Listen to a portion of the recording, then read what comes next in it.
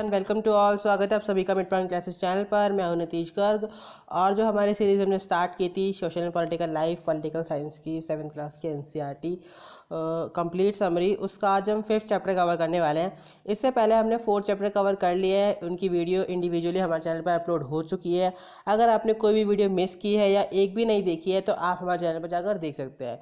And guys don't forget to subscribe our channel, because जैसे कि मैं बोलता हूँ हमारी वीडियो जो आती रहती है, एनसीईआरटी बहुत ज़्यादा मस्त हो गई है आजकल हर किसी के सिलेबस के लिए, गवर्नमेंट एग्जाम्स के लिए। तो इंपॉर्टेंट वीडियोस के नोटिफिकेशंस आपको टाइम टाइम पे मिलते रहेंगे, इसलिए आप चैनल को सब्सक्राइब कर दीजिए और बेल आइकन को दबाना ना भूलें। ठीक है गाइस, तो अपने चैप्टर स्टार्ट करेंगे। चैप्टर स्टार्ट करने से पहले अगर आपके कुछ क्वेश्चंस हैं लास्ट वीडियो से रिलेटेड भी या फिर इस वीडियो के बाद भी, तो आप मुझसे कमेंट सेक्शन में पूछ सकते हैं। मैं उनको जल्दी से जल्दी आंसर देने की कोशिश करूँगा। और हमने अब पीडीएफ भी अवेलेबल कर दी है इस चीज़ की, तो आप डिस्क्रिप्शन में जाकर पीडीएफ भी देख सकते हैं। अगर आपको नोट्स बनाने होते हैं तो आपको पीडीएफ मस्त होती है, इसलिए हमने पीडीएफ भी अवेलेबल कर दी है। ठीक है गाइस, तो अपने चैप्टर स्टार्ट करते हैं। तो लास्ट चैप्टर हमने बात की थी वुमेन्स के बारे में, डिस्क्रिमिनेशन के बारे में बात की थी, जो बॉयज़ एंड गर्ल्स में किया जाता है, लड़का लड़की में क्या भेदभाव होता है, किसके कारण होते हैं। जैसे लाइक कि कह सकते हैं हम पढ़ाई के ऊपर, कुछ कामों के ऊपर, या फिर सोसाइटी को लेकर भी बहुत सारे भेदभाव होते हैं लड़का और लड़की को लेकर। तो जैसे कि मैंने पहले ही बताया था कि 4th और 5th चैप्टर जो होने वाले हैं वो गर्ल्स के ऊपर ही, वुमेन्स के ऊपर ही होने वाले हैं, उनके स्ट्रगल्स के, चेंजेस के उनके ऊपर होने वाले हैं। ठीक है, तो इस चैप्टर में हम बात करेंगे कि क्या चेंजेस सोसाइटी लाई है वुमेन्स के लिए, गर्ल्स के लिए, और क्या गर्ल्स और वुमेन्स ने मेहनत की है, क्या चीज़ को पाया है, उन बड़े बड़े मूवमेंट कैंपेन जो चलाए हैं उनके बारे में बात करेंगे। ठीक है गाइस, तो अपने चैप्टर स्टार्ट करते हैं। तो वुमेन चेंज द वर्ल्ड, तो हमारे चैप्टर का नेम होगा 5th चैप्टर जो है हमारा, वुमेन चेंज द वर्ल्ड। तो women struggle to change discrimination, तो वुमेन्स के जो डिस्क्रिमिनेशन को चेंज करने के लिए उनका स्ट्रगल क्या था कि वुमेन एक आज टीचर भी है, फार्मर भी है, साइंटिस्ट भी है, पायलट भी है, फैक्ट्री वर्कर भी है और नर्स भी है। ठीक है, तो हमारी सोसाइटी में अगर आज हम देखें तो विमेन प्राइम मिनिस्टर भी बन जाती है और आपके बहुत जगह जगह आपकी हो सकती है। जैसे कि प्राइम मिनिस्टर का आप एग्जांपल ले सकते हो, प्रतिभा पाटिल। तो इस तरह से आप कह सकते हैं एक टीचर भी बन जाती है, एक फार्मर भी बन जाती है, एक साइंटिस्ट भी हो सकती है, एक पायलट भी हो सकती है, आईपीएस भी हो सकती है जैसे लाइक किरण बेदी, तो आप और एक एस्ट्रोनॉट भी हो सकती है जैसे कि कल्पना चावला। तो बहुत सारे ऐसे काम किए आज वुमेन ने हमारी सोसाइटी में, जिससे कि वो डिस्क्रिमिनेशन जो वर्ड था उसको शायद बहुत हद तक मिटा दिया है, बहुत हद तक कम कर दिया है। ठीक है, तो 83.6% of working women in India are engage in agriculture work. तो आज अगर हम देखें तो 83.6% जो हमारी वुमेन्स हैं वो एग्रीकल्चर वर्क में लगी हुई हैं। फिर they work includes planting, weeding, harvesting and threshing, तो वो सारे काम कर लेती हैं जो कि एक मैन करता है। इसके बावजूद भी जब हम सोचते हैं या अगर हम कोई हमें बोलता है कि फार्मर, तो जैसे ही हम फार्मर का वर्ड हमारे मुंह पर आता है तो हमारे माइंड में सीधे एक इमेज बनती है मैन की, जो कि एक हल लेकर खड़ा होता है। हर किसी के मन में ऐसी ही एक इमेज बनती है। ठीक है, क्योंकि हमने शुरू से सुना है कि फार्मर एक मैन हो सकता है, वुमेन कभी भी नहीं हो सकती है। बट ये एकदम बिल्कुल गलत चीज़ है। वुमेन भी बहुत सारे काम करती है और परसेंटेज आपको देखकर खुद ही समझ में आ जाएगा कि वुमेन कितना सारा एग्रीकल्चर वर्क कर सकती है। तो 83.6% वुमेन जो है एग्रीकल्चर वर्क में इंक्लूडेड होती हैं। ठीक है, तो उसके बाद देखते हैं फी अपॉर्चुनिटीज़ एंड रिजिड एक्सपेक्टेशंस। तो उसके बाद कुछ अपॉर्चुनिटीज़ जो होती है, उसके बाद कुछ अपॉर्चुनिटीज़ मिलती है, फिर भी बहुत ज़्यादा ऐसी एक्सपेक्टेशंस रहती हैं कि होगा नहीं होगा, बहुत सारी ऐसी चीज़ें रहती है लड़कियों के साथ। तो उसके बारे में देखते हैं। Many people believe that women make better nurses because they are more patient and gentle. ठीक है, तो बहुत से लोगों का मानना है कि जो वुमेन अगर कोई काम करेगी भी तो वह नर्स का सबसे बेटर हो सकता है, नर्स और टीचर, क्योंकि वह बहुत ज़्यादा पेशेंट होती है, बहुत ज़्यादा जेंटल होती हैं। तो उनको ऐसे काम ही शोभा देते हैं, उनको कोई इंजीनियर वर्क शोभा नहीं देता, उनको कोई साइंटिस्ट वाला वर्क शोभा नहीं देता, उनको कोई पुलिस वाला वर्क शोभा नहीं देता, क्योंकि वो बहुत ज़्यादा पेशेंस होती है, बहुत ज़्यादा जेंटल होती हैं। मतलब उनको एक तरह से उनके अंदर आप कह सकते हैं सिंपैथी बहुत ज़्यादा होती है। वो कभी भी रूड नहीं हो सकती है, अगर वो पुलिस बनती है तो कभी रूड नहीं हो सकती। वो मैथ्स में अच्छी नहीं होती तो वो इंजीनियर वर्क भी नहीं कर सकती है। वो कुछ साइंस के कुछ इन्वेंशन नहीं कर सकती तो साइंटिस्ट भी नहीं हो सकती है। तो इस तरह से कुछ सोसाइटी ने हमारे कुछ रूल्स बना दिए हैं गर्ल्स के लिए, वुमेन्स के लिए, कि वुमेन इतने काम तक ही सीमित हो सकती है। बट जो वुमेन्स का स्ट्रगल है वो इस चीज़ से कहीं ज़्यादा फार जाता है और दिखाती है वुमेन्स कुछ कि हम भी बहुत कुछ कर सकते हैं। और आज की सोसाइटी में ऐसी बहुत सारी वुमेन लाइव एग्जाम्पल्स है हर किसी के लिए, जो ये सोचते हैं कि वुमेन काम कुछ नहीं कर सकती है, नर्सिस या टीचर ही वुमेन बन सकती हैं। Okay, similarly it is believe that science requires a technical mind and girls and women are not capable of dealing with technical things. तो ऐसे ही सोचते हैं कि साइंस लड़कियों के लिए नहीं बनाया, साइंटिस्ट लड़कियां नहीं बन सकती हैं, ठीक है, क्योंकि इसमें कुछ टेक्निकल चीज़ें होती है, टेक्निकल माइंड लड़कियों का नहीं होता है, और ये बिल्कुल गलत है। शायद अगर हम देखें तो टेक्निकल माइंड बहुत ज़्यादा लड़कियों का भी हो सकता है, जितना लड़कों का हो सकता है वैसे ही लड़कियों का हो सकता है, यहाँ पर आप डिस्क्रिमिनेशन नहीं कर सकते। Okay, so many people believe us in stereotypes. ठीक है, तो हमने 6th क्लास के एनसीईआरटी में स्टीरियोटाइप्स और प्रीजुडिस के बारे में बात की थी। तो स्टीरियोटाइप अगर आपको याद है तो बहुत अच्छी बात है, अगर नहीं भी याद है कोई बात नहीं, हमारी मेमोरी कभी कभी हो जाता है, लॉस हो जाती है थोड़ी थोड़ी। तो स्टीरियोटाइप के बारे में जानेंगे। तो स्टीरियोटाइप क्या होता है, जब भी हम किसी के रिलीजन को, किसी ग्रुप को, किसी कैंपेन को या फिर किसी भी कास्ट को पहले से ही अपने मन में बिठाकर ये सोच लेते हैं कि वो तो यही काम करते हैं, या फिर नीचे नीचे मतलब निचली कास्ट के हैं, या फिर हमारे बराबर के नहीं है, हमसे अलग है, तो उनके बारे में हम कुछ नेगेटिव चीज़ें बना लेते हैं या फिर अलग चीज़ें बना लेते हैं, तो वही होता है आपका स्टीरियोटाइप। ठीक है, तो लोगों का बहुत ज़्यादा स्टीरियोटाइप होता है, एक बिलीव होता है जो कि सही ना होना। देखो, स्टीरियोटाइप का अगर हम सही मीनिंग समझे कि एक बिलीव जो कभी भी सच नहीं हो सकता, ठीक है, मतलब पूरी तरह से कभी भी सच नहीं हो सकता, वो बिलीव स्टीरियोटाइप होता है। Because of this many girl did not get some support as boys, same support as boys. तो जैसे कि हम जानते हैं कि गर्ल्स को हमारी सोसाइटी में आज भी वैसा सपोर्ट नहीं मिलता है जैसा बॉयज़ को मिलता है। जस्ट लाइक कि अगर आपके घर में पढ़ाया जाता है, मोस्टली अगर हम देखें बहुत सारी सोसाइटी में आज भी ऐसी बहुत सारी चीज़ें हैं, ये पहले हुआ करती थी कि बॉयज़ को पढ़ाया जाता था भले ही वो पढ़ाई में कमज़ोर हो, पर गर्ल को घर में बिठाया जाता था भले ही वो पढ़ाई में बहुत ज़्यादा अच्छी हो, ब्राइट हो, और शायद वो आगे जाके बहुत कुछ कर सके। ठीक है, तो मतलब क्या कहा जाता है कि बॉयज़ को ज़्यादा सपोर्ट किया जाता था, गर्ल्स को कम सपोर्ट किया जाता था, और आज भी बहुत सारी ऐसी चीज़ें हैं। तो they are encourage by their families to do marriage once girls finish school. तो जैसे ही वो अपना स्कूल फिनिश कर लेती है, 10th 12th ये सब चीज़ें अपना स्कूल फिनिश कर लेती है, तो उनके फैमिली उनको बोलती है कि अब तुम्हें शादी कर लेनी चाहिए, तुम्हारी शादी की उम्र हो गई है। मतलब वो अपने सपने भी नहीं जी सकती हैं एग्जैक्टली, मतलब वो अपने सपने जीने के लिए भी उनको बोलना पड़ेगा कि हाँ मुझे ये करना है एग्जैक्टली। और बहुत ही कम लोग होते हैं, उन बहुत ही फैमिली मेम्बर्स कम होते हैं जो मतलब उनके घर की बेटियों को, बहनों को सपोर्ट करते हैं कि हाँ आप अपने सपनों को जी सकते हैं, और शादी तो कोई बड़ी बात नहीं है, वो कल भी हो जाएगी या थोड़ी देर से भी हो सकती है। ओके, तो इस तरह से उनको दिखाया जाता है कि तुम्हें शादी कर लेनी चाहिए, तुम्हारी उम्र हो रही है, फिर फोर्स किया जाता है फैमिली के द्वारा। तो स्टीरियोटाइप के बारे में जैसे कि मैंने बताया, स्टीरियोटाइप क्या होता है, किसी के बारे में, जो सोसाइटी के बारे में कुछ नेगेटिव थॉट्स बना लेते हैं, अलग थॉट्स बना लेते हैं, वो आपका स्टीरियोटाइप होता है। ठीक है, तो some like to face challenges. अब कुछ जो होती है उनको चैलेंज फेस करना अच्छा लगता है। ठीक है, जिस लाइक कि अगर हम देखते हैं कि हमारे अंदर से हम तभी कुछ बेस्ट निकाल सकते हैं जब हमारे सामने बहुत सारे चैलेंजेस हो। ठीक है, अगर आपके सामने कभी लाइफ में चैलेंजेस ही नहीं आए तो अपना बेस्ट आप कैसे निकाल लेंगे, तो वही यहाँ पर कुछ चीज़ें होती हैं। तो boys are persuaded to think about getting a job that will pay a good salary. अब गर्ल्स के साथ ही नहीं, बॉयज़ के साथ भी बहुत सारे डिस्क्रिमिनेशन और बहुत सारे स्टीरियोटाइप्स बने हुए हैं। जस्ट लाइक कि बॉयज़ को फोर्स किया जाता है कि आप पढ़ो पढ़ो पढ़ो पढ़ो, या फिर काम करो काम करो, आपको एक अच्छी सैलरी मिलनी चाहिए, आपको अपनी फैमिली को संभालना है, आगे घर बार संभालना है, या फिर बहुत सारी चीज़ें ऐसी हो जाती हैं। तो बॉयज़ भी प्रेशराइज हो जाते हैं कि हमें क्या करना होगा, क्या नहीं करना होगा, वो सोचते रहते हैं दिन भर। सम कॉज ये डिप्रेशन का भी शिकार बन सकता है, कभी कभी गर्ल्स भी बन जाती है, बॉयज़ भी बन जाते हैं। ठीक है, और बॉयज़ से कहा जाता है कि आप साइंस लो, साइंस में अच्छा फ्यूचर है rather than commerce and art and other subjects. तो अगर बॉयज़ को म्यूज़िक पसंद है, समथिंग कि हम म्यूज़िक या डांस पसंद है, तो बॉयज़ उसमें नहीं जा सकते, क्योंकि उनके पेरेंट्स उनसे बोल देते हैं कि नहीं ये तुम्हारे काम नहीं है, तुम साइंस लोगे और अच्छे से पढ़ोगे। ठीक है, भले ही उसका पैशन कुछ भी हो, चाहे गाना बजाना हो, आर्ट हो, या फिर सिंगिंग हो, फिर मतलब कुछ भी हो सकता है। ठीक है, boy ask not to cry at early age. और जैसे कि हमने पढ़ा था कि छोटी एज में उनको बोला जाता है कि बट लड़के रोते नहीं हैं, लड़कियां रोती हैं, लड़कों को रोना नहीं चाहिए। ठीक है, लड़के मजबूत होते हैं। तो इस तरह से कुछ बॉयज़ के साथ भी स्टीरियोटाइप्स बने हुए हैं। Not even in girls, boys के साथ भी बहुत सारी ऐसी चीज़ें होती हैं जो शायद सोसाइटी दिखाती नहीं है, बट बहुत सारी ऐसी चीज़ें आज भी हैं। ओके, उसके बाद बात करते हैं लर्निंग फ्रॉम चेंज की, लर्निंग फॉर चेंज। अब चेंज के बारे में अगर हम ध्यान दें तो in the past the skill of reading and writing was known to only a few. तो अगर हम पहले की बात करें तो लर्निंग एंड राइटिंग मतलब पढ़ना और लिखना बहुत ही कम को आता था, मतलब जो अमीर घर के बच्चे होते थे या फिर जिनके खुले विचार होते थे वही पढ़ पाते थे। पर आज के टाइम में जो चिल्ड्रन है, स्कूलिंग हो गया है, स्कूलिंग सिस्टम हो गया, बहुत ज़्यादा नॉर्मल हो गया है। मतलब इसमें कोई बड़ी बात नहीं है, अगर आपका बच्चा स्कूल जा रहा है, पढ़ रहा है, ये कोई बड़ी बात नहीं है। बल्कि अगर आप देखें ना तो उनकी एजुकेशन आज के टाइम बच्चों की एजुकेशन जो गई है बहुत ज़्यादा हार्ड हो चुकी है। मतलब जैसे कि अगर हम पहले की बात करें, क्योंकि बच्चे की इतनी एज नहीं होती जिनके भारी भारी उनके स्कूल बैग्स होते हैं। ओके, तो इस तरह से हम कह सकते हैं कि mostly children learn the work their families और एल्डर्स डिड। तो पहले क्या होता था कि जो बच्चे होते थे वो काम कैसे सीखते थे, जो उनके बड़े कर रहे होते थे या फिर बड़े बच्चे कर रहे होते थे, तो उनसे का वो काम सीख लिया करते थे जो उनके घर में काम होते थे। जैसे लाइक कि अगर मान लीजिए आपके घर में कोई फैक्ट्री है तो वही काम सीख जाएंगे, बिजनेस है तो वही काम सीख जाएंगे। मोस्टली पहले एग्रीकल्चर वर्क हुआ करता था तो वही सीख जाते थे, या फिर पॉटरी, वीविंग, इस तरह की कुछ चीज़ सीख जाया करते थे। तो in communities that taught sons to read and write, daughters were not allowed to learn the alphabet. तो हम उस कम्युनिटी में रहते हैं आज भी जिसमें लड़कों को पढ़ाया जाता है, लड़कियों को बिठाया जाता है घर में, घर के काम के लिए।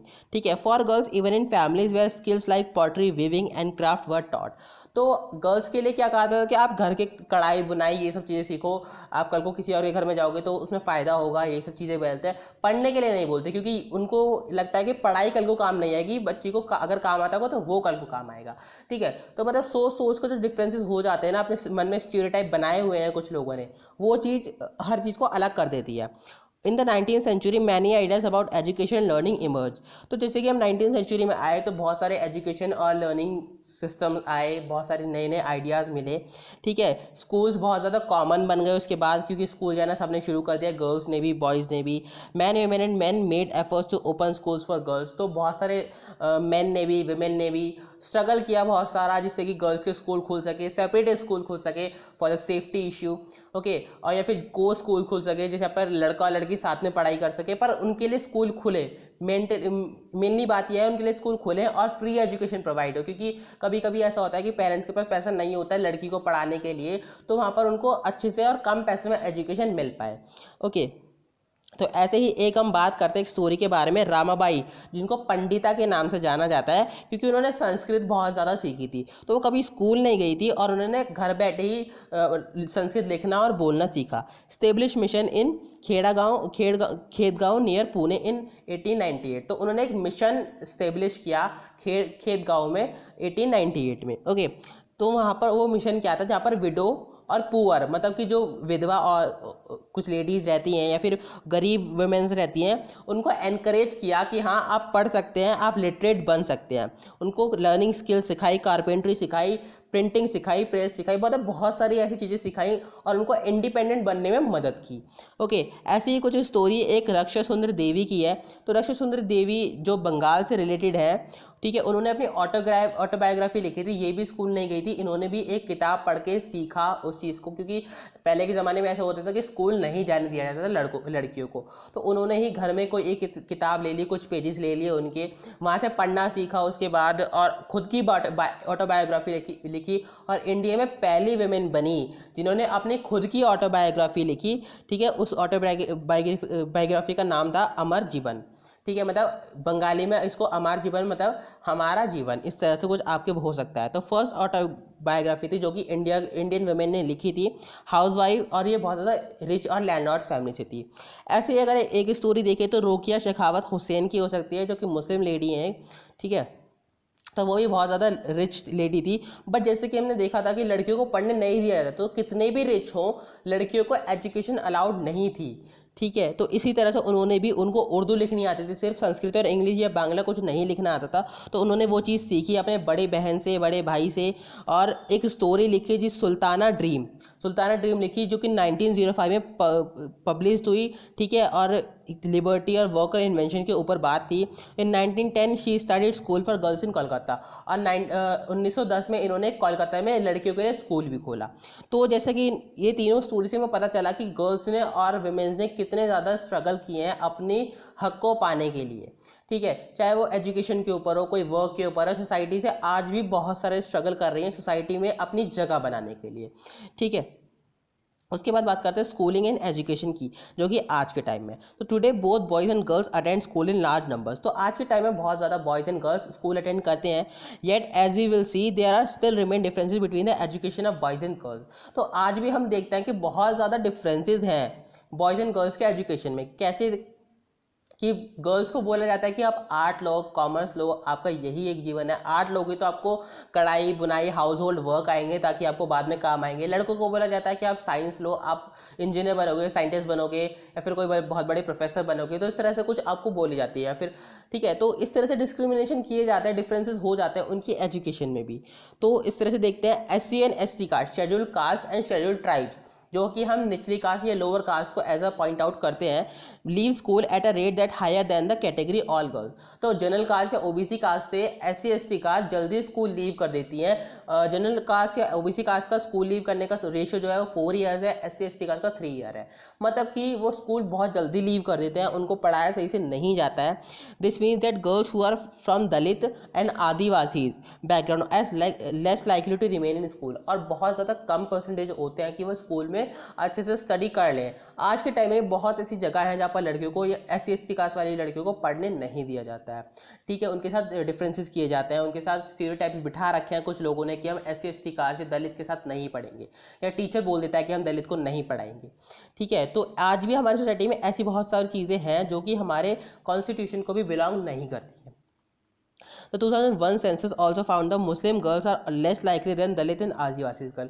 तो अगर 2001 का सेंसस देखें तो उसमें ये भी बताया गया है कि एससी एसटी कास्ट से भी कम मुस्लिम गर्ल स्कूल अटेंड कर रही है या फिर जल्दी छोड़ देती हैं। तो ये हमारी सोसाइटी के लिए कितना वर्स्ट चलता चला जा रहा है। आज भी अगर हम देखें रेशो तो वो भी बहुत ज़्यादा अलग अलग है। गर्ल्स में बहुत अगर गर्ल्स का 54 है तो बॉयज़ का 75 है, तो मतलब अभी भी 20% समथिंग का डिफरेंसेस आता है, जो कि इक्वल होने में शायद पता नहीं कितना टाइम लग सकता है। There are several reason why children from Dalit Adivasi and Muslim communities leave school. तो बहुत सारे रीजन हो सकते हैं, जैसे लाइक कि पुअर फैमिली का होना, ओके, स्टीरियोटाइप्स होना, ट्रांसपोर्टेशन लैक होना, लैक ऑफ ट्रांसपोर्टेशन होना, जैसे लाइक कि अगर स्कूल बहुत ज़्यादा दूर है तो आप जा नहीं सकते, बस का किराया अफोर्ड नहीं कर सकते, इस तरह से कुछ चीज़ें, ठीक है। Many families are too poor to unable bear the cost of educating all their children, जैसे कि बहुत ज़्यादा पुअर हो, या फिर टीचर उनके साथ प्रॉपर बिहेव ना करता हो स्कूल में, उनके साथ डिस्क्रिमिनेशन करता हो, आप एससी कास्ट के हो, आप जनरल कास्ट के हो, इस तरह से कुछ। Many children leave school because they are discriminated, जैसे कि मैंने बताया बहुत सारे स्टूडेंट स्कूल इसलिए छोड़ देते हैं क्योंकि वो डिस्क्रिमिनेशन का शिकार होते हैं by the teachers, bye their friends. कभी कभी हम बोल देते हैं कि तुम हमसे अलग हो, तुम हमारी कास्ट के नहीं हो, या तुम्हारे नाम के आगे कुछ ये लगता है, तुम्हारे नाम के, तो बच्चों के मन में वो चीज़ें भर दी जाती हैं कि आप इस कास्ट से हो, या आप इस कम्युनिटी से, आप हिंदू हैं, आप मुस्लिम हैं, या फिर वट एवर इट इज़। तो बच्चों के मन में जब शुरू से ऐसी चीज़ें भर दी जाती हैं तो वो बच्चा दूसरों के सामने जब अपने फ्रेंड से मिलता है तो भी डिस्क्रिमिनेशन दिखाता है। ऐसे क्या होता है कि सामने वाला जो सुन रहा होता है इन सब चीज़ों को, वो बहुत ज़्यादा डिप्रेशन में चला जाता है, जो छोटा बच्चा और वो स्कूल जाना नहीं पसंद करता है, कि जब उसके दोस्त ही उसके साथ नहीं देते हैं तो स्कूल जाना वो कैसे पसंद कर लेगा।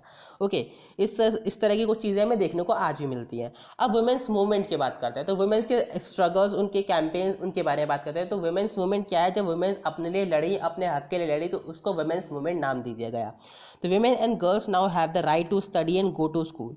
तो उनके पास आज राइट टू स्टडी है, गो टू स्कूल राइट है उनके पास।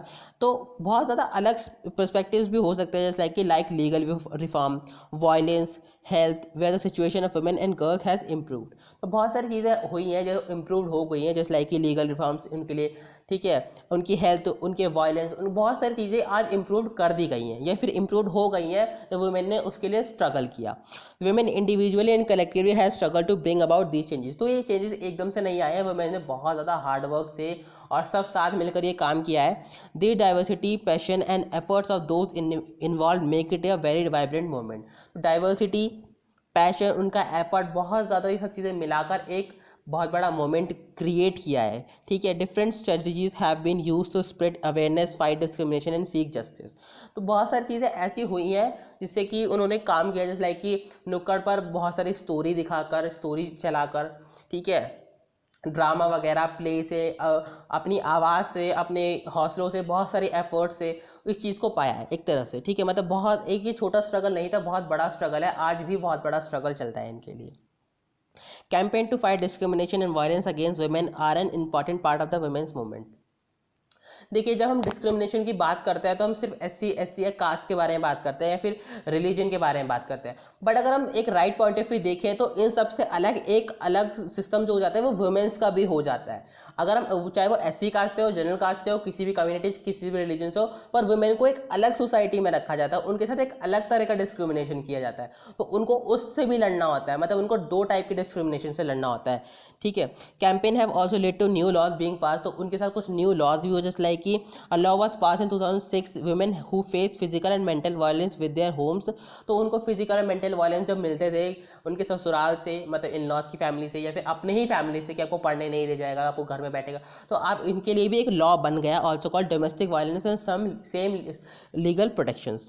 ठीक है, उसी तरह से सुप्रीम कोर्ट ने एक गाइडलाइंस प्रोवाइड की थी 1997 में। तो उन्हें सेक्सुअल हैरेसमेंट से भी बचाने के लिए बहुत सारे काम किए गए और रिटन एजुकेशन इंस्टीट्यूशन उसके लिए खोले गए।